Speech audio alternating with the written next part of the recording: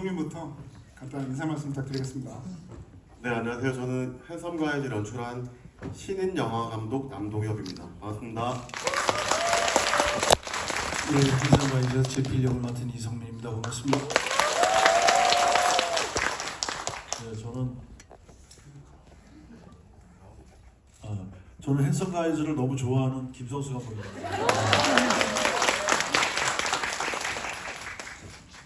네, 오늘 그 게스트로 또 함께 해주신 그 김성수 감독님에게 사실 먼저 좀 질문 드리고 싶어요. 그 며칠 전에 이제 제가 부천에서 뵀는데 핸섬가이즈 너무 재밌게 봤다고 하시면서 얘기를 해주셨는데, 사실 김성수 감독님은 언제나 핸섬가이랑 영화를 만들어 오셨고, 그리고 또 영화 완전 정복이라고 또 코미디를 또 하셨기 때문에 이번 작품 어떻게 그렇게 재밌었을까 너무 궁금합니다. 네. 저는 일단 이 영화는 그 내용이 좋은 것 같아요. 그러니까 그 겉만 번지르한 그런 멋짐보다 이제 일단 그 캐릭터 두 분이 영화 속에서는 이제 못생긴 사람이에요. 근데 그 못생김이 그런 번지르함보다 더 뛰어난 그런 그 정의감 또 용기 이런 게 있어서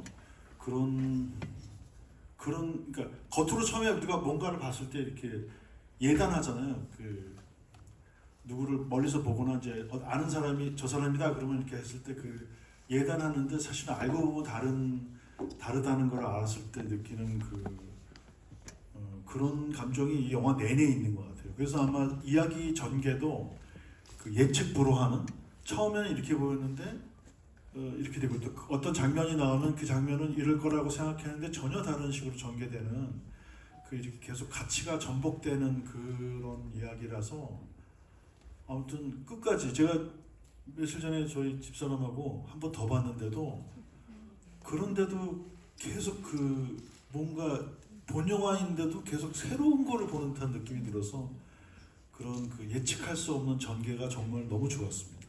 네. 네, 그리고 또 이성민 배우께 이제 질문 드리면요. 그 사실 제가 이제 가끔씩 심심할 때마다 이렇게 그러니까 보는 OTT로 보는 작품이 보안관이거든요. 그래서 보안관에서의 그 연기도 너무 기억에 남고, 사실 저는 그 이성민 배우가 코미디를 워낙 잘하신다고 생각을 하거든요. 이성민 배우라는 사람을 제가 처음 인지하게 된 계기도 아마 그 영화 고고70 팝 칼럼니스트로 나오셨을 때가 아니었을까 싶은데, 그 캐릭터도 뭔가 좀 코믹한 느낌이 있죠. 그래서 저는 그런 작품들하고 좀 비교를 해봐도 이번 그 핸섬가이즈는 굉장히 또 멀리 나간 작품이어서 처음에 이 작품 어떻게 좀 수락하게 되셨을까, 그게 정말 궁금합니다. 일단 그 이야기가 좀 신선했다, 새로웠었고 또 배우로서 제가 원래는 아니지만 극단에 있었을 때 제가 있었던 극단들이 그런 유쾌한 연극을 많이 하는 극단이었었어요. 그런 연기를 많이 했었는데 제가 영화를 하면서는 그런 기회가 그렇게 많지는 않았었습니다. 오랜만에 그런 연기를 해볼 수 있는 작품을 만난 것 같아서 그래서 이 작업에 좀 이렇게 참여하게 된 것 같아요. 그럼 이제 감독님께도 함께 여쭤보고 싶은데요. 그 제필이 1979년생이라는 거는 약간 좀 합의가 된 부분인 건지나, 그리고 또 이제 레드넥이라고 하죠. 정말 그 빨갛게 이제 그을려 있는데도 불구하고 속살은 정말 없이 하얗거든요. 뽀얀데 약간 그런 부분들, 스타일링이라는 측면에서 좀 어떻게 두 분 얘기 나누셨는지 그것도 좀 궁금합니다. 79년생 설정은 선배님이랑 전혀 합의하지 않고 제가 독단적으로 79년생으로 부여를 했는데요. 이게 어쨌든 올해 뭐 개봉 한 기준으로 봤을 때 되게 굉장히 젊어 보일 수도 있겠지만 좀 더 저는 제필도 그렇고 상구도 그렇고 좀 시간이 지나도 좀 영화 속에서는 좀 젊은 상태가 좀 오래 유지가 됐으면 하는 바람이 있었던 것 같고, 사실 지금 기준에서 79년생이면 46, 45 정도 되는 것 같은데, 또 2, 3년 후에 이 영화를 보게 되면 또 사실은 또 몇 살 더 먹은 상태가 될 수도 있는 거기 때문에 그만큼 좀 더 제필도 그렇고 상구가 그렇고 이 영화 속에서 좀 젊음을 유지했으면 좋겠다. 예, 그런 의도도 좀 있었던 것 같고요. 물론 조금 웃기려는 의도도 있었습니다. 네, 나이로. 그리고 그 선배님 분장 같은 경우는 사실 처음에 이제 분장팀이랑 협의됐던 거는 그냥 얼굴 정도 목수라는 직업 설정 때문에 얼굴 정도 타는 게 자연스럽겠다라고 해서 그렇게 설정을 했는데 이제 저희가 첫 촬영이 호숫가에서 이제 선배님이 상의를 탈의하시고 미나를 구하는 장면을 저희가 1회차 촬영을 했었는데 이게 선배님 몸이 너무 하얗시더라고요.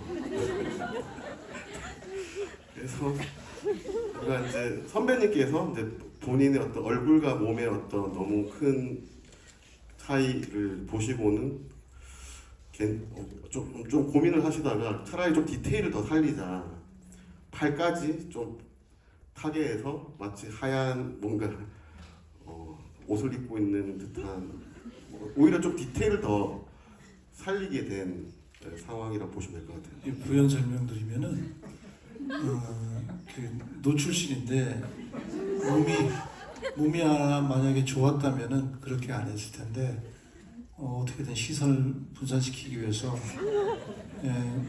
목과 팔만 태우자 이렇게 분장팀과 약속을 했었고 그리고 그 하얀 속살은 의도한 거였습니다. 겉은 이렇게 시커멓지만 속살은 하얀 인물이라는 거를 좀 보여주기 위해서 후반에 촬영할 때 초장에 나온 그 만세할 때 하얀 면은 의도적으로 많이 드러냈습니다. 그리고 저는 이제 그 뭐 워낙 그 웃긴 장면들이 너무 많죠. 너무 많은데 그 중에서 이제 뭐랄까 이 작품의 성격이 어떻게 규정해야 될까 이런 걸 고민했을 때 저는 이제 기억에 남는 게 그 박경혜 배우가 그 신부님 되게 농락하잖아요. 저는 그때 아 이게 이런 작품이구나 하고 약간 좀 쑥 빠져들게 됐는데 이 감독님께서 확실히 이제 코믹과 어떤 호러, 코믹과 오컬트 사이에서 그 경계를 좀 어떻게 가야 될까 되게 좀 고민 많이 하셨을 것 같아요. 어떠신가요? 일단 저희가 이제 지금의 어떤 형태의 완성본에 가까운 편집본을 내고 여러 모니터 시사를 했을 때부터 이제 관객분들이 저희 영화를 받아들이는 시점이 말씀하신 이제 그 특별 카메오 임원희 선배의 갑작스런 죽음과 바로 이어지는 이제 박경혜 배우 신들린 혓바닥 연기를 보시면서 아 이 영화가 이런 영화였어라고 느끼시게 되는 것 같은데 사실 그 씬의 비하인드를 좀 말씀드리면 사실은 그 장면이 오프닝 장면이었거든요. 시나리오 단계에서 오프닝 장면이었고 1차 편집본은 오프닝으로 들어가 있었는데 이게 제가 봐도 붙여놓고 보니까 너무 첫 씬부터 이걸 받아들이기에는 너무 세다. 이게 뭐 저는 재밌자고 찍었지만 시나리오 때는 그래도 텍스트로 돼 있으니까 그냥 그런가 보다 하고 넘어가졌던 게 이게 워낙 임원희 선배나 박경혜 씨의 어떤 연기가 워낙 임팩트가 있다 보니까 제가 다 붙여놓고 봐도 저도 감당이 잘 안 됐던 것 같고 또 저희 뭐 관계자분들도 좀 쉽지 않겠다. 그래서 이제 좀 편집 기사님이랑 또 모니터해 주시는 직원분들이랑 이제 회의를 해서 이 성빈과 미나가 각 옛날 이야기를 할 때 자연스럽게 들어가는 편집 패턴으로 조정이 됐고 결과적으로 이게 좀 더 여러분들이 물론 지금도 약간 좀 충격적이실 수도 있는데 그나마 좀 편하게 받아들이시게 된 게 아닌가 생각하고 있습니다. 그것도 이제 김성수 감독님과 이제 이성민 배우께 여쭤보면 사실 두 분은 서울의 봄에서 함께 하셨잖아요. 그리고 또 거기서 이성민 배우는 이 작품과는 너무 다른 그 참모 총장 나오셨는데 사실 그 김성수 감독님 입장에서는 그 내 영화에서 이렇게 참모 총장 했던 사람이 이렇게 제 필로 출연을 보고 약간 어떤 느낌이 드셨을까 그리고 되게 질문하실 것도 되게 많으실 것 같다라는 생각이 들었거든요. 그 제가 이제 질문을 하고 싶은데 그 질문을 하기 전에 그 사실 이성문 씨하고는 너무 같이 일을 하고 싶었어요. 특히 이제 뭐 워낙 좋은 작품도 많이 하셨지만 그 지금 다른 영화 얘기하는 거죠. 공작이라는 데서 그 영화 후반부에 그 이명훈 역할인가 그 사람 맞죠? 네. 그 사람이 그 황정민 씨를 이제 자기 집으로 초대해서 이렇게 넥타이 피닝가 주는 장면이 있었어요.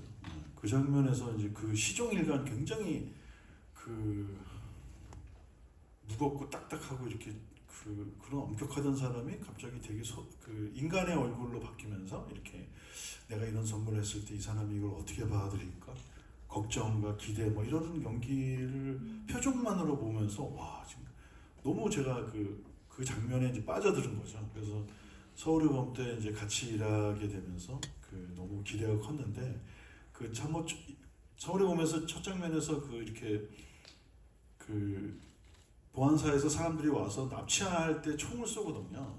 그러니까 제가 생각할 때 서울의 봄에서는 그 총소리가 나는 순간이 진짜 영화의 이제 본편이 시작되는 순간이라고 생각했어요. 근데 그 납치돼서 이제 그 하는 그 장면을 촬영한 지 3회차에 찍었어요. 그래서 이게 3회차 만에 이 영화에 굉장히 결정적인 장면을 찍어야겠구나라고 생각했는데 그거를 이렇게 촬영을 하면서 첫 카드를 탁 찍어갈 때 제가 마음이 좀 놓이더라고요. 왜냐하면 역시 그 이성문 씨가 이렇게 연기하는데 뭐 워낙 연기도 잘하시지만 상대방이 하는 역할들을 받아서 이렇게 딱 표현을 해주실 때 그 어떻게 참 표현하기가 어려운데 저는 사실 배우한테 어떤 연기를 어떻게 하라라고 정하지는 않는데 정문 씨가 딱 연기를 하는 순간 나도 모르게 저 너무 정확하다라는 느낌이 들었어요. 그러니까 저거다 이러는 생각이 딱 들어서 어떻게 저렇게 그 적확하게 어떤 거를 표현하나 이런 생각이 되게 들었었거든요. 그래서 대단하신 분이구나. 그리고 제가 이제 조금 만약에 여기가 이러면 어떠세요? 그러면 또 그거를 아주 미묘하게 그건 사실은 감독이 배우한테 뭔가를 주문할 때 참 이게 언어로 표현되지가 않잖아요. 그게 이제 그 감정이고 어떤 거기 때문에 무슨 뭐 얼굴 각도를 뭐 5도 더 돌려주세요. 뭐 이렇게 할 수는 없잖아요. 그러니까 사실은 되게 공허한 추상적인 말씀으로 주문을 할 수밖에 없는데 그거를 받아서 배우는 되게 구체적인 어떤 연기를 해야 되니까 제가 이렇게 뭔가 주문을 하면서도 내가 너무 바보같이 얘기하는 게 아닌가 싶었는데 그거를 또 이렇게 딱 받아들여서 연기하는 거 보고 내가 너무 놀랬었어요. 그래서 야 이분은 정말 연기의 어떤 시이구나 고수구나 이런 생각을 느꼈는데 이번 영화 보면서는 갑자기 반전. 이분이 이런 분이었나? 네. 그리고 또 얼마 전에 그 인터넷에 돌고 있는 사진 그 초등학교 때 사진 보니까 어렸을 때부터 미남이시더라고 보니까. 자기가 원래 지금도 미남이시잖아요. 근데 이제 또 그 전혀 다른 느낌으로 이렇게 사는데 그게 금방 제가 설득을 당하더라고요. 이 제피라는 캐릭터에. 그래서 연기자로서 그런 정극 연기를 연기하는 것, 공작이라든가 서울의 봄 같은 연기를 하는 것과 이런 연기를 하는 것 차이에는 어떤 변화가 있는지 그게 너무 궁금했습니다. 질문 길게 해서 죄송합니다. 그 공작은 저한테 그 많은 이렇게 공부가 됐던 작품입니다. 연기할 때 굉장히 고통스럽게 이 촬영을 했던 기억이 나는데 그게 어떤 거였냐면은 그 숨을 어디서 쉬어야 되고 이 씬에선 숨 쉬는 걸 한 번도 들키지 않아야겠다는 어떤 목표가 딱딱 생기는 연기를 해야 된다는 생각이 들었었어요. 그게 플랜이었는데 그게 구현이 잘 안 됐습니다. 그러면서 굉장히 막 잠을 못 자고 후회하고 그랬던 적이 많아요. 이게 정확한 연기를 하는 것이 이렇게 힘들구나. 이렇게 내가 의도한 것이 이렇게 구현이 안 되는구나. 내가 정말 지금까지 너무 쓰레기 같은 연기를 했구나 하는 반성을 많이 했던 작품입니다. 그 작품 통해서 또 제 스스로 뭔가 당금질이 다시 됐었고, 감독님께서 말씀하신 그 정민 씨랑 그 뱀술 먹는 그 장면은 유일하게 공작을 치면서 편안했던 장면입니다.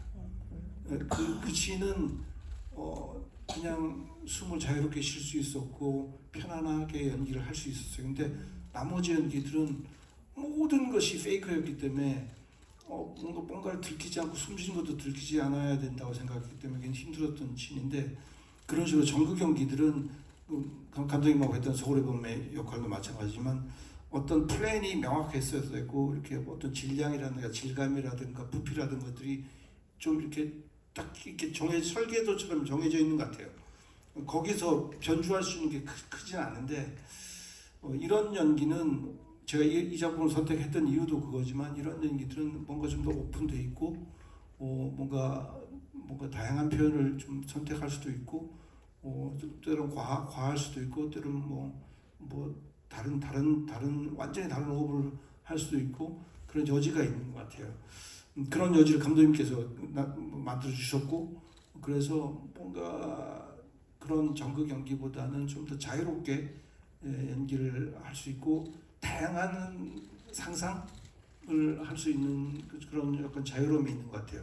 대신에 이제 이런 것들이 관객에게 웃음을 주느냐 웃게 하느냐 못하느냐는 그것도 다른 문제이기 때문에 또 다른 고민이 있는 거죠.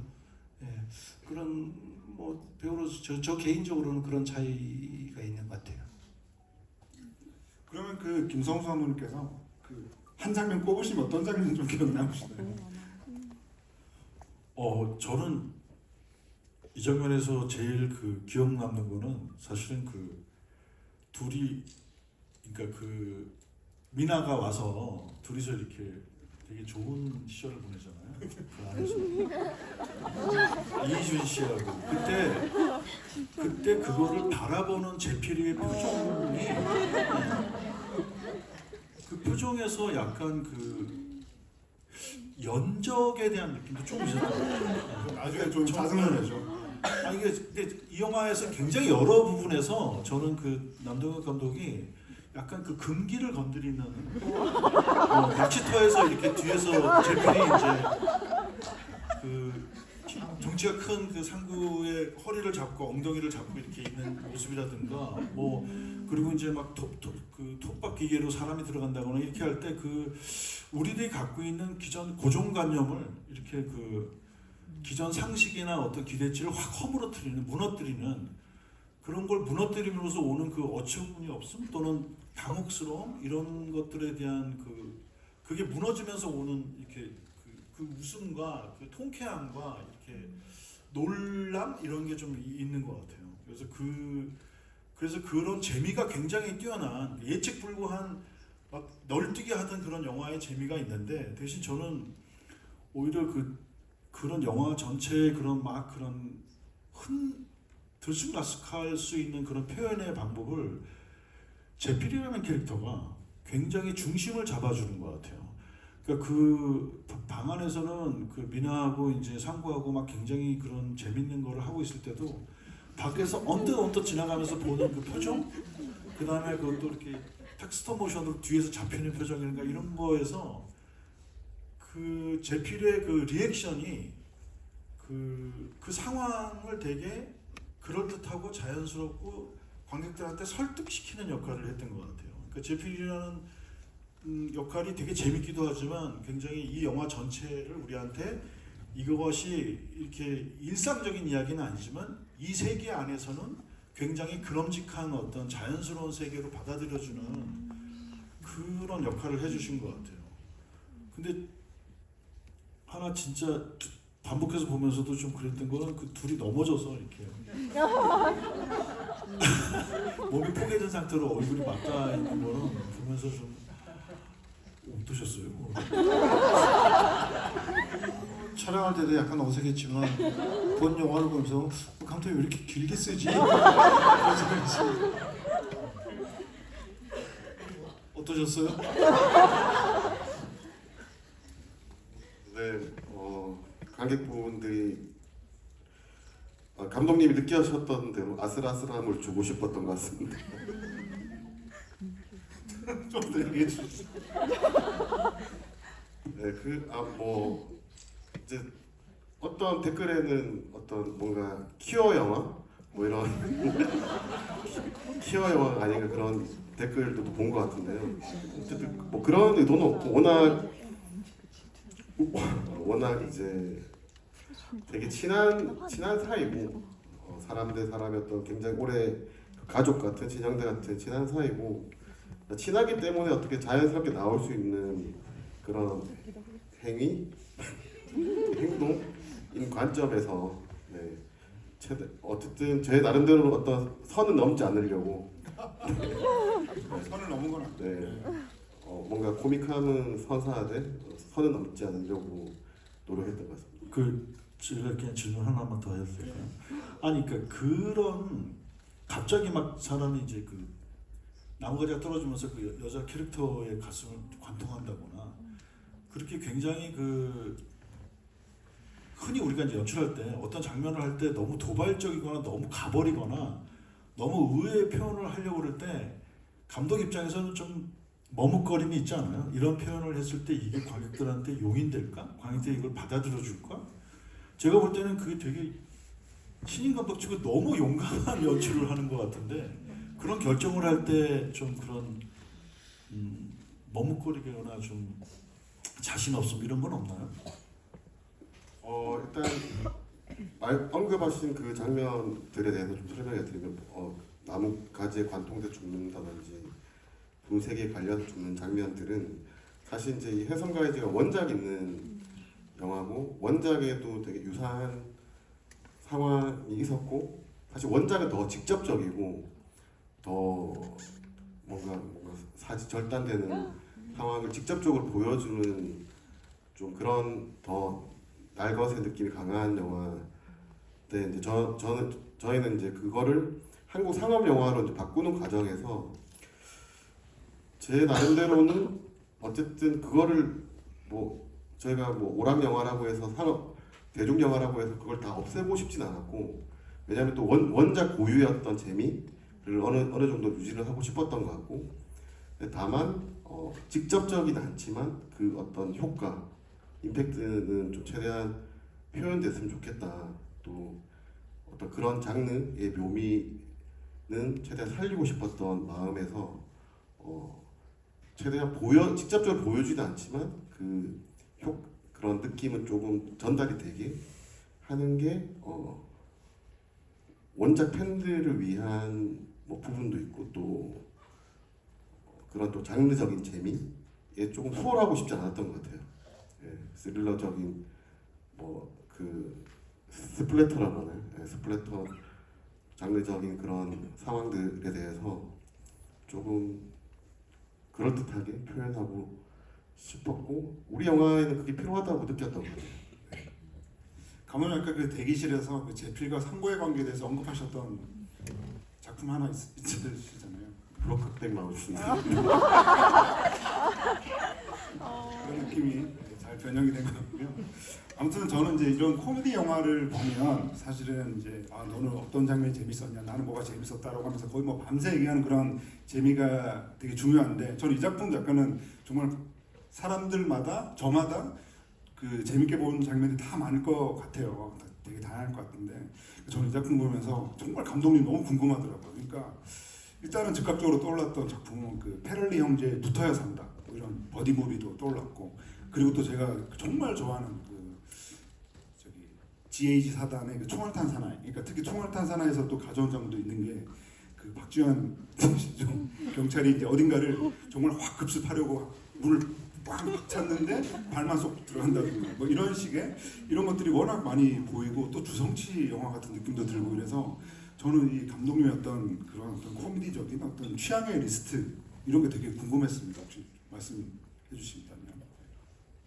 네, 그 말씀하신 총알탄 하나이나 또 그 제리 주커 형제의 어떤 그런 못 말리 에어플레인이나 뭐 그런 영화들 뭐 포함해서 못 말리는 람보 비행사 시리즈 이제 초등학교 때 너무 좋아했던 것 같아요. 초등학교 때 항상 뭐 비디오 테이프 빌려서 여러 번 돌려 볼 정도로 좋아했고 또 근데 사실 이제 그런 코미디 영화들을 굉장히 좋아하기도 했지만 어린 시절을 떠올려 보면 사실 이제 제가 8, 90년대의 유년 시절 또 청소년기를 보낸 세대이기 때문에 좀 폭넓게는 헐리우드 키드 소위 말하는 그 당시에 헐리우드 가족 영화들 뭐 구니스랄지 백투더 퓨처 시리즈랄지 또 그 당시에 유행했던 또 홍콩 영화 조성치 강시 영화 호소자 같은 영화들 또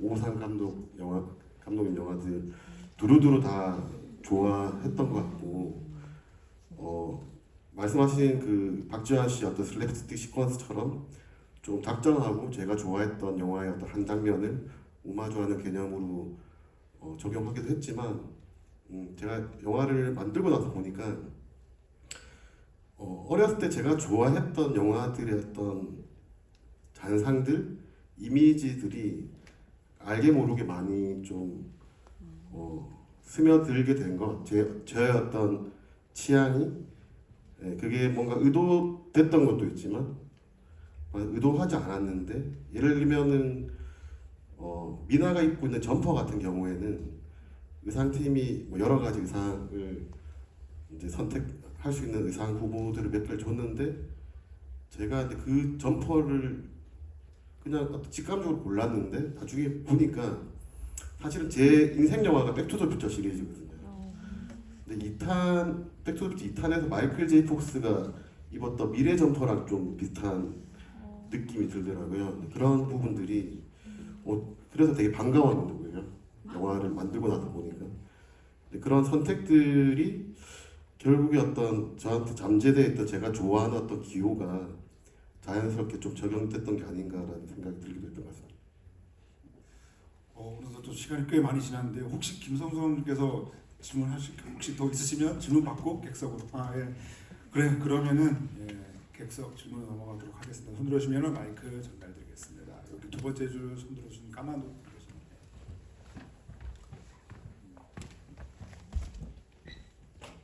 네, 오늘 손익분기점 110만 드디어 돌파하셔서 너무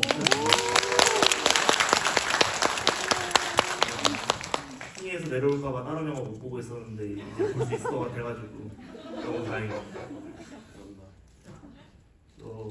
지금 집에 다 참석하고 있는데 좀 여쭤보고 싶은 영화 음악 부분에 대해서 좀 여쭤보고 싶은데 처음에 그 공수현 배우 구할 때 약간 스페이스 오디세이 그 음악처럼 들리는 게 있었고 그 다음에 그 방패 들고 그 모총 쏠 때 약간 어벤져스 음악 같은 게 들렸었던 것 같아서 혹시 영화 음악 같을 때 좀 어떻게 연출하셨는지 조금 궁금하고 그다음 이소민 배우님한테는 약간 그 서울로에서 실존 인물 연기한 거랑 이렇게 약간 캐릭터화된 연기한 거랑 어떤 차이가 있었는지 좀 궁금합니다. 질문은 한 분은 하나씩만 하시죠. 질문하시는 많으니까. 저는 아까 그런 차이였었어요. 서울에 보면 사실은 제가 먼저 답하자면 김성수 감독님이 이 영화를 본다 하실 때 굉장히 좀 부끄러웠습니다. 감독님은 저의 근엄한 그 연기만 봤는데 이거 창피한데 그런 생각이 약간 들었었고 그런 차이였던 것 같아요. 뭔가 이렇게 정제되어 있는 딱 맞춤의 그 연기를 해야 된다는 생각이 있고 이런 연기는 뭔가 이렇게 즉흥도 있고 뭔가 이렇게 자유롭게 연기할 수 있는 그런 차이가 있었던 것 같아요. 네, 그 말씀하신 부분들에 대한 음악을 굉장히 제대로 좀 인지를 해주셨던 것 같고 제필이 그 미나를 물에서 던지는 장면은 스페이스 오디세이에서 나온 곡이 맞는데 사실 그게 신세계로부터라는 클래식 음악이고 저작권 없이 사용할 수 있는 오래된 곡이어서 이제 저희 음악 감독님이 어쨌든 우리 장면에 맞게 좀 편곡을 해서 사용을 한 게 맞고요. 그리고 상구가 약간 총격전을 할 때 방패 같은 소뚜껑을 들고 나오는 장면에서도 뭔가 좀 캡틴 아메리카 같은 느낌이 들어서 네, 음악 감독한테 좀 의도적으로 히어로물 같은 음악이 멋있게 나왔다가 총에 맞고 허무하게 쓰러지면 웃기겠다라고 해서 좀 의도적으로 그렇게 만들게 됐던 것 같습니다. 예, 또 다음 질문 받겠습니다. 저기 뒤에 계신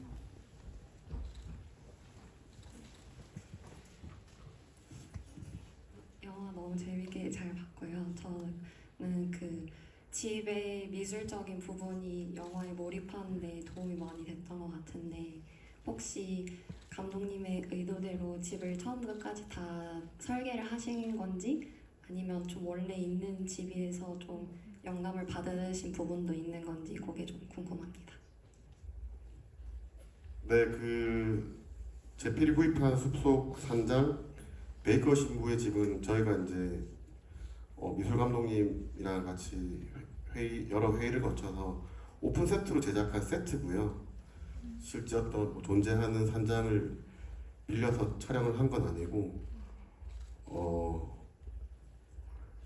어쨌든 영화를 보셔서 아시겠지만 저희 공간의 숲 아니면 산장이기 때문에 예, 산장에 저희 어떤 미술과 미장센의 모든 물량을 다 투입해서 예, 그 어떤 시작과 끝을 장식하는 공간이기 때문에 처음에 제필과 항구가 도착했을 때는 되게 뭔가 귀신이 살 것 같은 폐가처럼 흉가처럼 보였다가 두 사람이 이제 그 공간에서 지내는 동안에는 점점 집 분위기가 밝아지고 정말 이 둘이 살아도 정말 행복하게 살겠다 할 수 있을 것 같은 느낌, 따뜻한 느낌의 어떤 변화를 좀 표현하려고 했던 것 같고요. 네, 그랬던 집이 이제 말미에는 불에 타면서 또 귀신들이 출몰하면서 박재환 씨가 막 되살아나면서 제필의 어떤 희생을 강요할 수밖에 없는 네, 뭔가 절망적인 느낌을 주려고 했던 것 같고 저희 미술 감독님과 오랜 논의 끝에 지금의 어떤 산장의 어떤 컨셉이 잘 완성된 것 같습니다. 말씀하셨으니까 박지현님의 그 댄스는 어떻게 이렇게 고안이 된 건지 너무 성민 선배님이 연기하신 여러 장면들도 마찬가지고 희준 씨의 댄스 장면도 마찬가지고 박재현 씨의 어떤 그 좀비 댄스로 불리는 그 장면도 사실은 이제 시나리오에 표현된 것보다 배우분들이 두세 가지 버전을 경쟁적으로 네네 밤새 준비를 해서 뭔가 서로 경쟁하듯이 저는 경쟁 안 했습니다. 그러니까 이제 제가 생각할 때는 선배님이 확 가시니까 희준 씨가 자기가 그 대충 했다가는 묻히겠다. 또 이제 그런 성민 선배님과 희준 씨를 본 지한 씨가 그냥 편하게 코미디 영화 찍으러 왔다가 이 둘의 이분의 어떤 소위 확 가는 그 모습을 보고 대충 해서는 자기도 묻히겠다. 네, 그런 어떤 좋은 자극들이 좀 발생했던 것 같고, 이제 지환 씨도 원래는 그 정도로 준비를 할 생각이 없었던 것 같은데, 우연찮게 촬영하러 왔다 상구의 댄스 장면을 보게 된 것 같아요. 아니 춤을 이렇게 춘다고? 그러면 나는 어떡하지? 라고 이제 다시 서울로 돌아가서 원래는 그 지문상에는 그냥 최 소장이 번쩍 눈을 뜨고 삐그덕 일어나서 어그적 걸어본다. 그게 다였던 것 같은데 본인이 밤새 뭔가 동작들을 음악을 틀어놓고 준비를 해왔더라고요. 한 두세 가지 버전을. 근데 이제 본인이 이제 밤새 안 풀리다가 영감을 받은 곡이 그 마이클 잭슨의 스릴러. 네, 그 장면, 그 스릴러 뮤직비디오를 보면 그 좀비들이 단체로 춤을 추는 장면으로 나오는 걸로 유명한데 거기에 영감을 받아서 지금의 어떤 동작들을 고안해서 너무 신나서 저한테 감독님 이거 보시라고 해서 보여줘서 네, 촬영을 했던 기억이 있습니다. 저희는 지하지 춤출 때 그 보면서 죽 써서 기를 주는구나.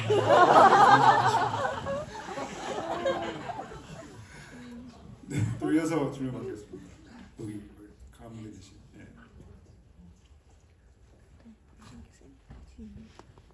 네, 저는 이성민 배우님이 이 작품을 준비하면서 보면은 상구랑 제필의 관계성이 영화에서 나오지 않았지만 생각해둔 과거사가 있을 것처럼 좀 특별하게 나왔다고 생각이 들거든요.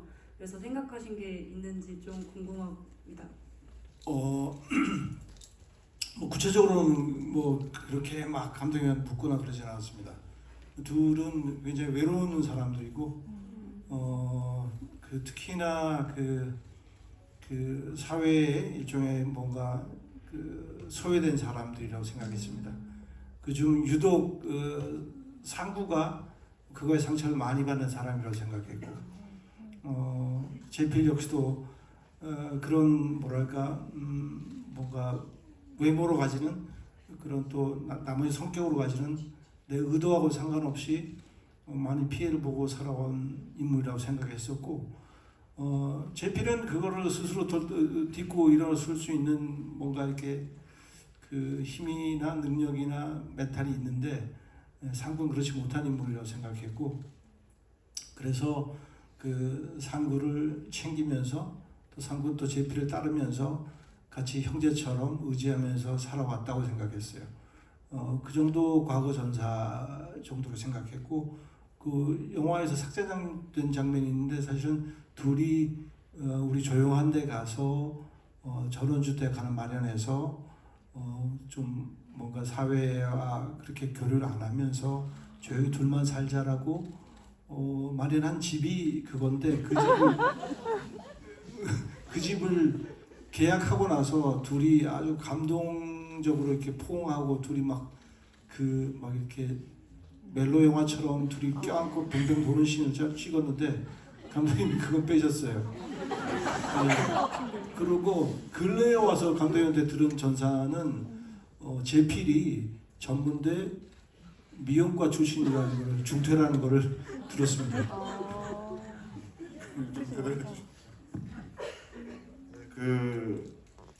제필의 어떤 헤어스타일과 패션을 보시면 아시겠지만 상당히 이제 패션 감각, 남다른 패션 감각이 있는 인물이라고 저는 생각을 하고요. 그래서 본인이 패션 감각이 뛰어나다고 느끼는 인물이었기 때문에 전문대 미용학과에서 헤어와 미용과 어떤 그런 걸 공부를 하다가 근데 어떤 미용실 샵에서 손님들을 상대하기에는 도저히 성격이 안 된다. 까칠한 성격으로 손님을 상대할 수 없겠다라는 어떤 빠른 판단을 내리고 이제 중퇴를 결심하게 되고요. 그래도 이제 손기술은 있기 때문에 또 섬세한 손길이 필요한 어떤 목공 쪽으로 방향을 돌린 케이스라고 보시면 될 것 같습니다. 네, 또 다음 질문 받겠습니다. 네, 여기 제일 앞에 계십니다. 네, 일단 소닉 돌파 축하드리고요. 저는 의상 관련해서 질문 드리고 싶은데 캐릭터 포스터에서 이성민 배우님이랑 이희준 배우가 이성민 배우님은 위아래 청청 패션으로 입으시고 이희준 배우님은 카키색 점프슈트 패션을 입으셨더라고요. 저기서도 그럼 이희준 배우님은 좀 다른데 그게 영화에서는 채택이 안 된 것 같아서 왜 채택이 안 됐는지 궁금합니다. 두 분 네? 네. 저거는 제 의지도 아니고 전 포스터용으로 따로 촬영하고 따로 의상을 준비한 건데 감독님 무지도 않을걸요? 일종의 페이크 낚시라고 생각하시면 될 것 같습니다. 저 정도로 멋있게 나올 줄 알았는데 아닌 어떤 영화를 보면 일부러 실망시켜드리려고 진짜로 해섬하얗게 나올 줄 알았는데 아닌 어떤 그런 점이 어쨌든 제 의지는 아니었습니다. 저희 영화 촬영 공개되고 나서 잘생겼다는 얘기를 많이 듣거든요. 지금. 어이가 없지만 그리고 저희가 영화에서 우리가 못생겼다고 이야기하지는 않아요. 그 사람들이 저희를 보고 좀 불쾌해한다는 거지. 저희가 못생겼다고 한 번도 안 했는데 어떤 분들은 못생기지 않은 애들이 나와서 연기를 그렇게 하는데 어떻게 몰입이 안 된다고 그러는데 저희는 못생겼다고 한 적은 없어요. 네, 그렇죠. 그냥 제목이 hen성가이인 거죠. 네. 네, 그럼 또 질문 받겠습니다. 여기 통로 쪽에 계시. 예.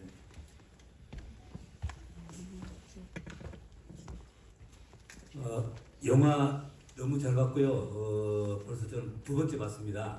두 번째 봤는데 볼수록 더 재미있는 것 같습니다. 우선요. 아까 이제 지비 얘기에 대해서 그 별장 얘기에 대해서 몇 분도 이렇게 질의하셨는데 저도 제가 얼핏 듣기에는 부산에 있는 기장이 어디에 있다는 얘기를 들었거든요. 그래서 제가 내일 모레 토요일에 부산에 가서 기장을 방문할 예정입니다. 기장 미역도 좀 넣고 가려는데 그 별장이 아직까 있는지 그 자리가 어떤 상태인지 감독님께 한번 질의하고 싶습니다. 네, 저희 그 베이커집 산장이 지어진 장소는 정확하게는 부산 기장군에 있는 아홉산 숲에 마침 또 자연을 훼손하지 않아도 되는 그런 넓은 부지가 또 어떤 산 아래쪽 기슭 쪽에 자리 잡고 있어서 또 이제 사유지더라고요. 사유지여서 그 소유하신 분에게 그 장소를 촬영 기간 동안 빌려서 오픈 세트를 지어서 촬영을 했고요. 애석하지만 다 철거했습니다. 아마 어쨌든 그 터는 남아 있을 거기 때문에 그곳에서 어떤 제필과 상구의 어떤 채취를 느껴보실 수 있습니다. 아홉산 숲이 근데 그 저희 촬영했던 장소 말고도 구경할 데가 되게 많거든요. 거기 자체가 좀 공원으로 잘 조성이 된 데라서 꼭 방문하시길 추천드리겠습니다. 가보겠습니다. 근데 거기 바다 쪽이 아니라 그 내륙 쪽의 기장 끝입니다. 그래서 바다를 좀 봅니다. 뭐 안 가셔도 네, 또 다음 질문 받겠습니다. 네, 여기 두 번째 줄. 손 한 번 더 들어요. 예.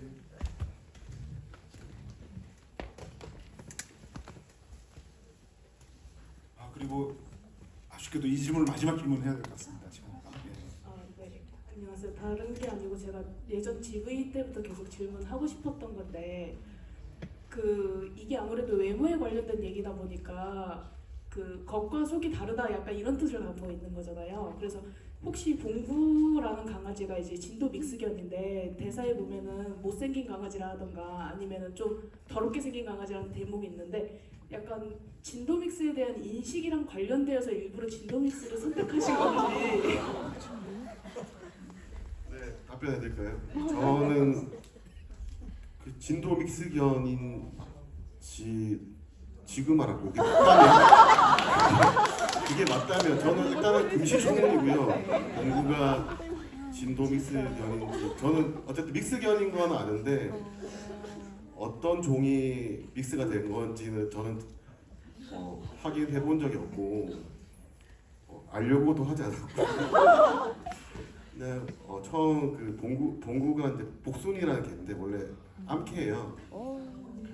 하지만 이제 영화상 설정은 이제 남자 셋 숫 강아지 설정으로 되어 있는데 그냥 잘생겨서 캐스팅했습니다. 얼굴이 제임스 딘처럼 생긴 강아지여서 네, 어떤 다른 동물에 대한 비하 의도 전혀 없습니다. 다른 종에 대한 네. 그럼 혹시 이제 제필, 상구, 봉고가 있으면 상구랑 봉고가 돌림자잖아요. 그것도 약간 의도하신 부분이 있습니까? 네, 이름을 유추해봤을 때는 어쨌든 상구의 의지로 봉구를 키우게 됐고 봉구의 어떤 친동생 제필 입장에서는 상구가 자기 데려온 강아지다 보니까 마지못해 같이 부양하게 됐지만 또 어느새 이제 상구 못지않게 또 봉구를 자기 자식처럼 생각하게 된 정말 어떤 혈연 새 캐릭터다. 혈연은 아니지만 친가족에 가까운 관계라고 생각하시면 될 것 같습니다.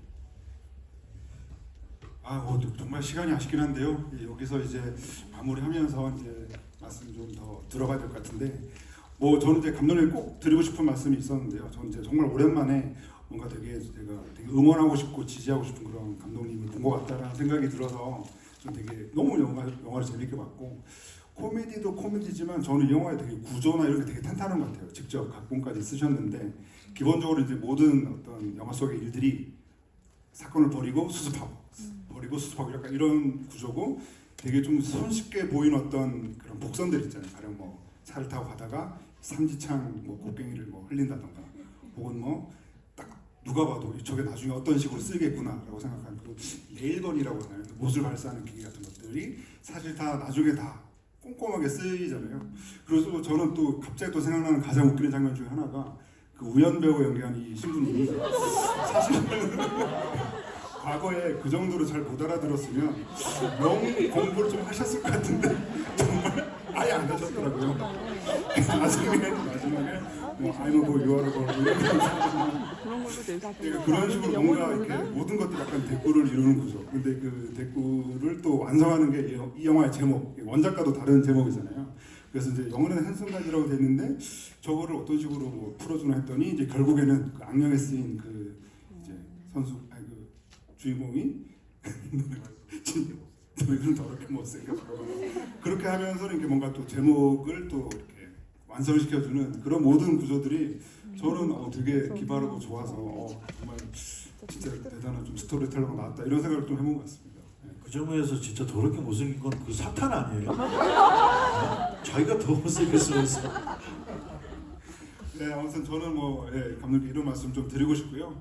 그리고 이제 오늘 김성수 감독님 세 분 또 마지막 또 마무리 말씀 듣고 마무리하겠습니다. 저는 그 핸섬가이즈를 이제 계속 반복해서 보면서 하나 배운 게 있는데, 지금 그 너무 컨텐츠가 넘쳐나잖아요. 사실 하루하루 요즘 다 이제 그 플랫폼에도 다 여러 개 가입되고 그러니까 매일 새로운 컨텐츠가 쏟아지는데, 그 관객들한테 뭔가 좀 그 재밌게 다가갈 수 있는 그 이야기가 되려면 다른 컨텐츠들하고 좀 차별화가 돼야 된다는 그런 생각을 많이 하게 됩니다. 그러니까 지금은 만드는 사람보다 오히려 보는 관객들이 더 많이 알고 더 많이 그 이렇게 콘텐츠를 평가하는 수준도 되게 높은 것 같아요. 그래서 그 너무 많은 콘텐츠를 너무 많은 비슷한 패턴으로 만들다 보니까 그런 기승전결이나 이야기 전개가 약간 그 패턴화돼서 사실 보다가 중간에 이렇게 그만두는 경우도, 저 자신도 심지어 그런 경우도 있는데, 그 이 핸섬가이즈는 지금 이렇게 그 우리가 어떤 이야기를 어떤 식으로 만들까에 대한 좀 해답을 주는 그런 작품이라는 생각이 들어요. 그래서 이렇게 관객들의 예측을 빗나가면서도 또 그 빗나간 결과물이 관객들한테 굉장히 그 좋은 충격, 좋은 그 웃음, 또 만족감 이런 거를 줘야겠다라는 거를 이 핸섬가이즈를 통해서 배운 것 같아요. 그래서 핸섬가이즈가 지금 더 많은 사람들한테 그 보여져서 그 사람들이 그 핸섬가이즈가 갖고 있는 아주 독특한 매력을 더 많이 느꼈으면 하는 바람입니다. 네, 감사합니다. 네, 영화 개봉하고 저는 지금 GV를 3번째 하는데 그 전에 정구성 씨, 그 송중기 씨가 해줄 때 너무 고마웠었고 감사했는데, 특별히 또 김동수 감독님 저희 영화에 GV에 참석해 주셔서 너무 영광스럽고, 또 감독님이 또 저희 영화를 좋아해 주셔서 너무 또 감격스럽고 그렇습니다. 그 남은 기간 동안 열심히 그 최선을 다해 홍보해서 좋은 결실 맺도록 하겠습니다. 감사합니다. 네, 아까 그 하셨던 질문 중에 제가 좋아했던 영화들, 취향들을 여쭤보셨는데, 그래서 제가 오늘 개봉 3주차를 맞이하는 동안에 여러 번 지부를 했음에도 불구하고 오늘 유독 왜 이렇게 더 긴장될까 싶었던 게 아무래도 김성수 감독님 때문인 것 같아요. 저도 그래요. 감독님이 두 분 계실까지.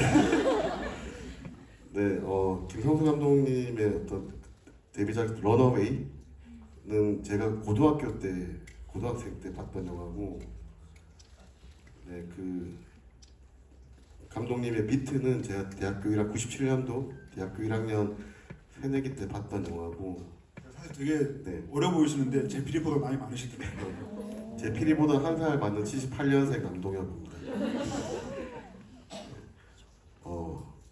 감독님의 영화들도 제가 뭐 계셔서 드리는 말씀이 아니라 정말 제가 좋아했던 그 어렸을 때 10대 후반, 20대 초반에 정말 제가 열광했던 영화들이었고, 제가 그렇게 동경했던 감독님이랑 또 제 데뷔 지금 뭐 25년, 27년 거의 한 30년 세월이 지나서 제 데뷔 영화를 가지고 이런 자리에서 또 감독님의 어떤 칭찬들을 들어가면서 이런 GV를 갖게 된다는 것 자체가 개인적으로 굉장히 뭉클하고 감동적이기도 하고 감독님한테 너무 감사드리는 마음이고요. 제가 우연찮게 이제 감독님이 서울의 봄 후반 작업하실 때 같은 사무실을 쓰면서 감독님이 작업하시는 과정들을 옆에서 쭉 지켜보게 됐는데, 저 또한 핸섬가이즈를 만들면서 처음에 이제 제일 크게 결심했던 게 내가 먼저 포기하는 일은 없어야 된다. 내가 먼저 포기하면 다 끝난다라는 마음으로 이 영화를 만들었던 것 같은데, 제가 감독님의 어떤 작업하는 거를 보니까 나는 아직 멀었다. 예. 연세가 저보다 많으심에도 정말 열정적이시고 끝까지 어떤 한 컷, 한 프레임의 어떤 완성도를 위해서 치열하게 작업하시는 모습을 보면서 또 더 많은 걸 배우게 됐던 것 같아요. 네, 그런 제가 너무 존경하는 김성수 감독님과 오늘 이 시간을 가지게 돼서 정말 뜻깊은 자리였고 또 다시 한번 감사드린다 말씀드리고 싶습니다. 이렇게 라이브 영상 편지로 이렇게 또 오늘 자리를 훈훈하게 마무리해 주시네요. 네, 핸섬가이즈 뭐 저는 또 가서 볼 것 같고요. 아직 갈 길이 먼 영화입니다. 그래서 좋은 얘기 많이 해주시고 오늘 긴 시간 함께 해주셔서 감사드리고 오늘 함께 자리해 주신 세 분께 큰 박수 드리면서 감사합니다.